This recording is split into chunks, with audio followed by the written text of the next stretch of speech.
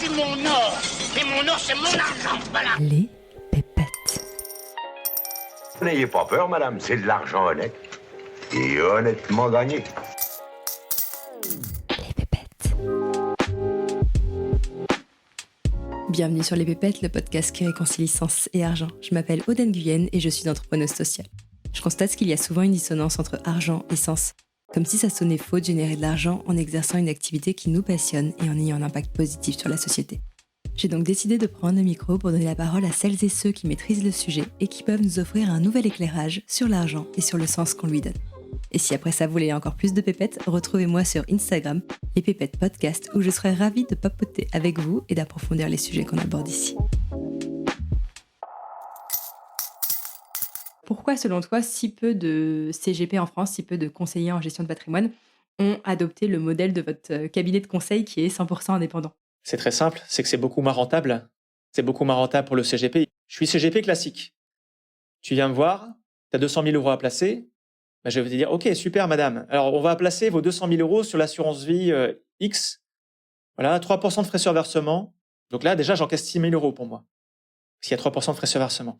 Et je vais vous mettre... il sait même pas que les trackers existent, ou s'il sait, il va pas les mettre dessus parce qu'il est payé en rétrocommission. Donc, il va te mettre des fonds classiques à 2% de frais de gestion. Il va récupérer 1% dessus. Sur 200 000 euros, ça fait 2 000 euros rapportés par an. Donc, tu as disons 3 000 plus 2 000, il a déjà gagné 5 000 euros la première année. Et les années suivantes, il est même pas obligé de te voir, il va récupérer 2 000 euros par an. Rien que sur la rétrocommission de 50% sur les 2% de frais de gestion, ça fait donc 1% sur 200 000, ça fait 2 000 euros. Donc, il récupère 2 000 euros par an de rétrocommission. Plus les frais de gestion de l'assureur, plus. Il va te vendre du Pinel aussi. Si on vend du Pinel, c'est entre 5 et 10% de commission. Un Pinel moyen, c'est 200 000 euros. Donc, il va empocher entre 10 000 et 20 000 euros one shot. Ça, c'est le conseil classique, non indépendant. Même les CGPI, on appelle ça les CGPI, conseillers en gestion de patrimoine indépendants, ils font du conseil non indépendant. Ils sont indépendants dans le sens de leur situation, ça veut dire qu'ils ne sont pas dans une banque. Ils sont ce qu'on appelle en architecture ouverte. Oui, après, ils se défendent en disant « Oui, je suis indépendant, je peux recommander plusieurs assurances-vie. » Oui, mais au sens réglementaire, ce n'est pas du conseil indépendant. Le conseil indépendant, c'est très réglementé. Il n'y a pas d'interprétation possible. C'est noir ou blanc, la loi. Le conseil indépendant, c'est MIF 2. Réglementation MIF 2, c'est interdiction de retoucher des rétrocommissions. Vous n'êtes pas payé par vos partenaires. L'assurance vie ne peut pas me reverser les 3% de frais de versement ou 1% de frais de gestion annuel. Le Pinel, j'ai pas le droit d'avoir mes 5 ou 10% de rétrocommission dessus. C'est interdit. Le conseil indépendant, c'est interdit. On n'est pas payé par de partenaires, on est payé seulement par le client. Ça veut dire qu'on est payé seulement en honoraire de conseil. Ça, c'est du vrai conseil indépendant. Et il y a du coup, Prosper Conseil, nous, on a choisi ce modèle, on est très rare en France, on n'a que 5 ou 6. Sur 4000 cabinets, on n'est que 5 ou 6. On a choisi ce modèle parce que ça colle à notre mentalité. Si on n'avait pas fait ça, on serait obligé de vendre des fonds classiques à 2% de frais de gestion. On serait obligé de vendre des assurances-vie à 3% ou voire 5% de frais sur versement. On envoie des clients, on récupère, ils ont 5% de frais sur versement. C'est une hémorragie, c'est horrible. On serait obligé de vendre ça, mais on peut pas. On sait que, c'est pas bon pour le client.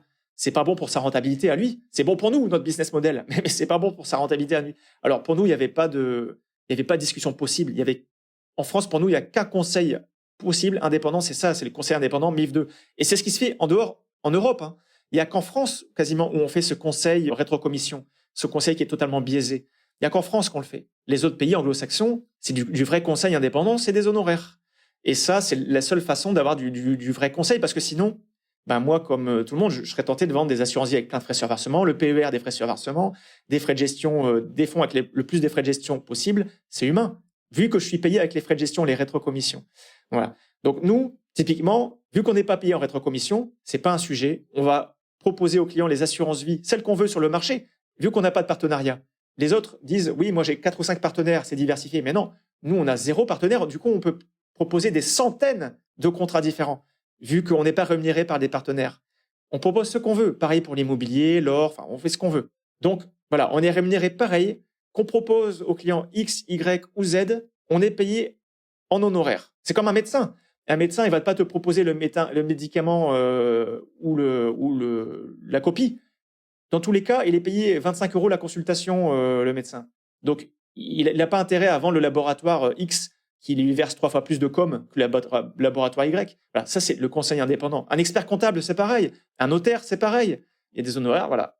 Pour nous, c'est le seul conseil qui soit viable, purement indépendant, c'est ça. Mais comme en France, on n'est pas habitué à payer pour du conseil, vos honoraires peuvent paraître élevés pour certaines personnes. Comment savoir si ce qu'on perd en honoraires d'un côté est compensé par tout ce qu'on gagne de l'autre en plaçant notre argent sur les bons produits, mais aussi en touchant les rétrocommissions que vous êtes tenu de nous reverser de par votre indépendance totale? Je vais reprendre ton cas. Tu viens vers moi, tu places 200 000 euros. Admettons, on te propose une assurance vie. Si je fais du conseil non indépendant, du conseil classique, comme 95% des CGP, je vais te dire, OK, on ouvre une assurance vie, 3% de frais sur versement. Je prends 6 000. Tous les ans, je vais faire travailler ton patrimoine peut-être à 4%. Parce que tu as 2% de frais de gestion que tu ne vois même pas. C'est prélevé directement sur ton encours, sur ton assurance vie. Donc, tu gagnes que 8 000 euros par an. 4% de rendement sur 200 000 euros investis. Tu gagnes que 8 000 par an.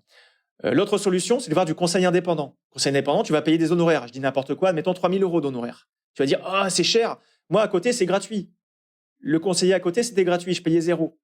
Mais oui, mais tu payais 6 000 euros de frais sur versement. C'est déjà supérieur aux 3 000. Tu vois, c'est déjà là-dessus, t'es déjà gagnante. C'est déjà largement supérieur aux 3 000 qu'on prend en honoraires. Et en plus, nous, le conseiller indépendant ne prend pas de commission sur les fonds. Donc, on va te mettre des trackers à 0,20% de frais de gestion et pas des fonds classiques à 2% de frais de gestion. On peut te mettre les fonds au moindre frais, des fonds clean share ou des fonds qui ne reversent pas des rétrocommissions. Grâce à ça, au lieu d'avoir 4% de rendement annuel, on peut aller chercher 6% de rendement annuel. Donc, sur les 200 000, 4% annuel, ça faisait 8 000 de revenus par an. Si on prend 6%, ça fait 12 000.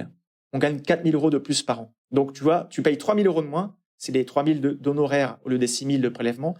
Et après, c'est 4 000 euros de plus de performance annuelle sur les 200 000 euros dans l'exemple. Donc, tu vois, rien que là-dedans, tu es déjà largement gagnant à avoir du conseil indépendant. Mais maintenant, la personne qui ne connaît pas le système, moi, je connais bien les coulisses. J'ai fait mon master 2 en gestion de patrimoine et les professeurs eux-mêmes nous racontaient ça. Ils nous disaient, si vous voulez être riche, faites du conseil classique, du conseil non indépendant. Vous dites au client que vous êtes CGP indépendant, il comprendra ce qu'il comprendra, mais en fait, vous faites du conseil non indépendant. Il sera content, il croira que c'est du conseil. Voilà, pour lui, c'est un indépendant. Et on joue sur les mots, en fait. Il dit, vous jouez sur les mots, vous êtes CGP indépendant, et le client n'y verra que du feu, il comprendra pas la différence. Mais c'est comme ça que vous deviendrez riche, vous prendrez la rente annuelle sur les frais de gestion et les frais sur versement. Et il a dit, sinon, la deuxième solution, c'est de faire du conseil indépendant MIF 2.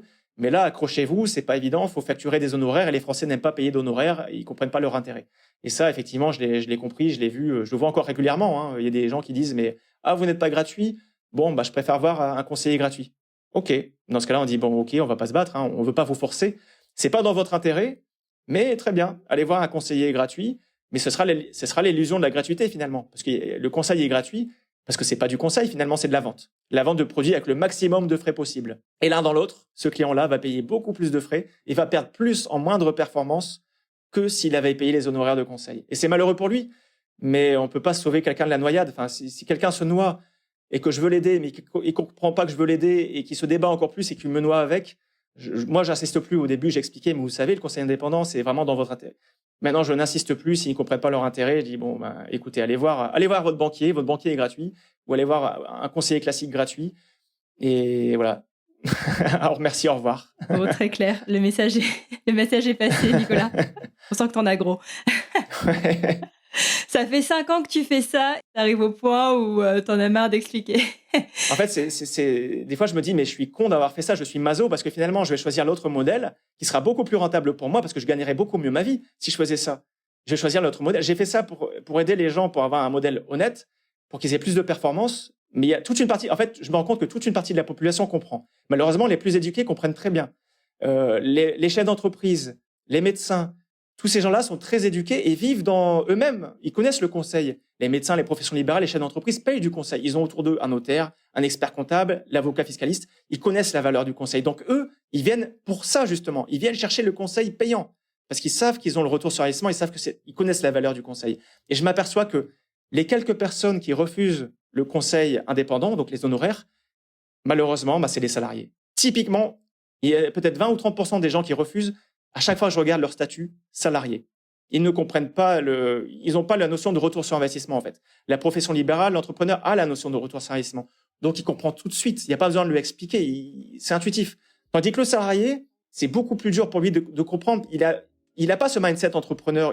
Lui, il voit que le coût. Il ne voit pas le retour sur investissement. Il voit pas ce qu'il va gagner. Il voit que le coût. Il va voir, faut payer 1 000 euros le conseil. il va pas voir, grâce à vos 1000 € de conseil, je vais gagner, par exemple, je vais économiser 100 000 € de droits de succession pour mes descendants et je vais gagner 50 000 € d'optimisation fiscale et je vais gagner sur le long terme 200 000 € parce que l'investissement, il est largement meilleur. Ça, il va pas le voir. Il va juste être obnubilé par la dépense court terme. Alors que l'entrepreneur, la profession libérale, lui, il raisonne à long terme, il connaît son business, il raisonne business, il sait que ça vaut le coup. Voilà. Donc, en fait, je rage, ça m'agace parce que c'est pas pour moi. Moi, je m'en fous, j'ai plein de clients. On a plein de clients qui sont ravis de venir chez nous. Ça m'énerve parce qu'en fait, c'est pour le bien des gens et ils comprennent pas que c'est pour leur bien et c'est ça qui m'agace.